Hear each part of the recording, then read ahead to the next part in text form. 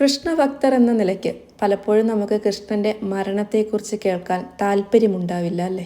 എന്നാൽ അങ്ങനെയല്ല.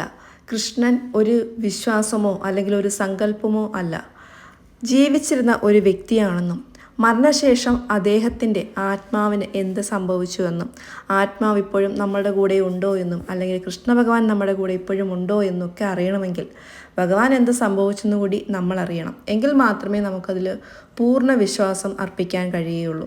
കൃഷ്ണൻ്റെ മരണം അദ്ദേഹത്തിൻ്റെ ഭക്തർക്കിടയിൽ പലപ്പോഴും ചർച്ചാ വിഷയമാണ്. ചിലർ വിശ്വസിക്കുന്നത് അദ്ദേഹം ഇന്നും ജീവിച്ചിരിപ്പുണ്ടെന്നും വൃന്ദാവനത്തിൽ രാത്രിയിൽ ദിവ്യപ്രകടനങ്ങളും നൃത്തങ്ങളും നടത്തുന്നുണ്ടെന്നും നൂറ്റാണ്ടുകൾക്ക് മുൻപ് അദ്ദേഹം ഒരു ദൈവികമായ രീതിയിൽ ഈ ലോകം വിട്ടുപോയി എന്ന് മറ്റുള്ളവരും വിശ്വസിക്കുന്നുണ്ട്. കൃഷ്ണൻ്റെ മരണത്തെക്കുറിച്ച് ഹിന്ദുമതത്തിൽ പല കഥകളുണ്ട്. എന്നാൽ ഏറ്റവും സ്വീകാര്യമായത് മഹാഭാരതത്തിലെയും പുരാണങ്ങളിലെയും കഥകളാണ്. ഈ ഗ്രന്ഥങ്ങൾ അനുസരിച്ച് കൃഷ്ണൻ തൻ്റെ ശരീരം ഉപേക്ഷിച്ചു. ഇനി കൃഷ്ണൻ്റെ മരണത്തിലേക്ക് നയിച്ച സംഭവത്തെക്കുറിച്ച് പറയാം. ഹിന്ദു ഇതിഹാസമായ മഹാഭാരതത്തിൽ ചിത്രീകരിച്ചിരിക്കുന്ന മഹായുദ്ധം 18 ദിവസങ്ങളാണ് നടന്നത്. ഈ കാലയളവിൽ ധാരാളം മരണവും നാശനഷ്ടങ്ങളും നടന്നു.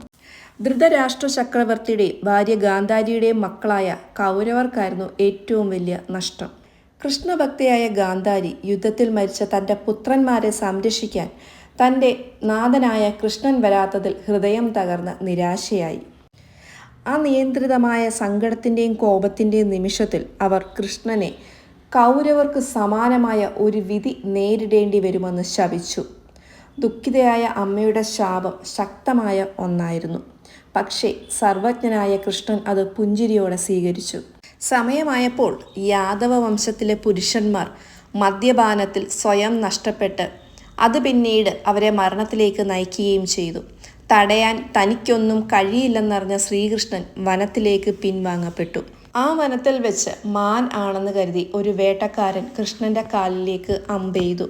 തൻ്റെ അന്ത്യം എങ്ങനെ ദാരുകയുടെ അന്ത്യം കുറിക്കുമെന്ന് അറിയാമായിരുന്ന കൃഷ്ണൻ യാദവകുലത്തിലെ ജനങ്ങളെ സംരക്ഷിക്കാൻ 3ാം പാണ്ഡവനായ അർജുനനെ ഏൽപ്പിച്ചു.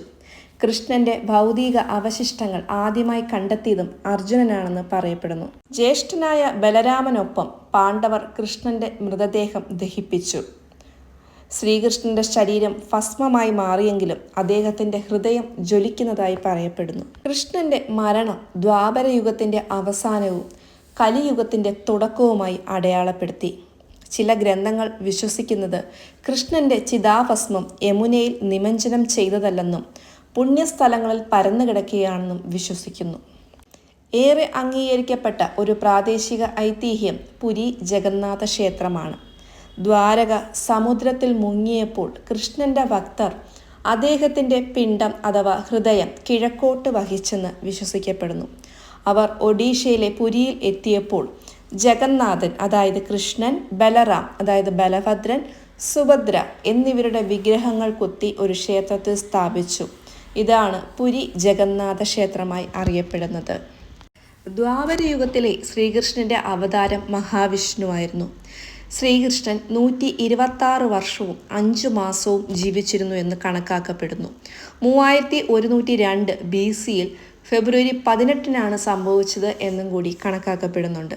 കൃഷ്ണന്റെ കാലിൽ അമ്പെയ്ത വേടൻ ബാലിയുടെ പുനർജന്മമായിരുന്നു. പഴയ ജന്മത്തിൽ ശ്രീരാമൻ ഒളിയമ്പെയ്ത് കൊന്നതായിരുന്നു ബാലിയെ. ഇതറിയാതെ സാധാരണ മനുഷ്യനായ വേടനെ കൃഷ്ണൻ ആശ്വസിപ്പിച്ചു.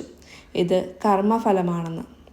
അതായത് പൂർവജന്മത്തിൽ ശ്രീരാമൻ അതായത് ഭഗവാൻ തന്നെ ഒളിയമ്പെയ്ത് ബാലിയെ കൊന്നെങ്കിൽ തിരിച്ച് ബാലി പുനർജന്മിച്ച് അതായത് വേടനായിട്ട് ജനിച്ച ശേഷം ശ്രീകൃഷ്ണനെയും കൊന്നു എന്നാണ് വിശ്വസിക്കപ്പെടുന്നത്. പക്ഷേ ഇത് കർമ്മഫലമാണെന്ന് പറഞ്ഞപ്പോൾ വേടൻ ഒരു നിമിഷം സ്തബ്ധനായി. നിരവധി ശാപങ്ങൾ ലഭിച്ച ഒരവതാരമായിരുന്നു ശ്രീകൃഷ്ണൻ്റേത്. അമ്പ് കാലിൽ തറച്ചതുപോലും ദുർവാസാവിൻ്റെ പഴയ ഒരു ശാപമായിരുന്നു. എന്നാൽ ശാപങ്ങളിൽ ഏറ്റവും പ്രധാനപ്പെട്ടത് ഗാന്ധാരിയുടെ ശാപമായിരുന്നു. അതായിരുന്നു കൃഷ്ണൻ്റെയും യാദവകുലത്തിൻ്റെയും നാശത്തിൽ കലാശിച്ചത്. കുരുക്ഷേത്ര യുദ്ധം കഴിഞ്ഞ് 36 കൊല്ലം കഴിഞ്ഞിട്ടാണ് ശ്രീകൃഷ്ണൻ ഇഹലോകവാസം വെടിയുന്നത്. ശ്രീകൃഷ്ണൻ തന്നെ നിർമ്മിച്ച ദ്വാരകാ നഗരം മുഴുവൻ ഗാന്ധാരിയുടെ ശാപമേറ്റ് പ്രളയത്തിലകപ്പെട്ടു. ഗാന്ധാരി ശപിച്ച പോലെ യദുവംശം തമ്മിൽ തല്ലി നശിച്ചു. ഭഗവാന്റെ മരണം ഒരിക്കലും നമ്മൾ ദുഃഖത്തോടെയല്ല കേൾക്കേണ്ടത്. ഭഗവാൻ നമ്മളെ തന്നെയാണ് പ്രതിനിധാനം ചെയ്യുന്നത്. മനുഷ്യനായി ജനിച്ചാൽ മരണമുണ്ടെന്നും മനുഷ്യനായി ജീവിക്കുമ്പോൾ പല അപവാദങ്ങളും ദുഃഖങ്ങളും നമ്മൾ വ്യക്തിപരമായി നേരിടേണ്ടി വരുമെന്നും ധാരാളം പ്രയാസങ്ങളും ശാപവാക്കുകളും നേരിടേണ്ടി വരുമെന്നും എല്ലാം നമ്മളെ ഭഗവാൻ ഓർമ്മിപ്പിക്കുന്നു. ഒരു മനുഷ്യജന്മം രൂപമെടുത്തതിലൂടെ നമ്മളെ തന്നെയാണ് ഭഗവാൻ നമുക്ക് കാണിച്ചു തരുന്നത്.